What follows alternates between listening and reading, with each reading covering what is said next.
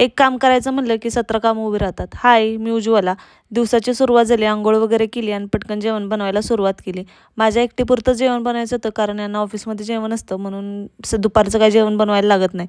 म्हणून मी माझ्यासाठी पटकन भाकरी केली, बेसनाची पोळी केली आणि जेवून घेतलं. त्यानंतर ऑफिसचं काम संपून आहे ना, घरातली कामं करायला घेतलीत. पहिलं लुटून काढून मी लादी पुसून घेतली, कारण घर खूप दिवस बंद होतं, तर धुराळा खूप झालेला घरात. म्हणून पहिलं लुटून काढलं आणि नंतर लादी पुसली. त्यानंतर बाथरूमही घासून घेतलं, कारण खूप दिवस झालं तसंच होतं. त्यानंतर गॅलरी पुसून घेतली. मी गॅलरी हातानेच पुसून घेतली, कारण ते धुराळा निघत नाही कोपऱ्यातला म्हणून.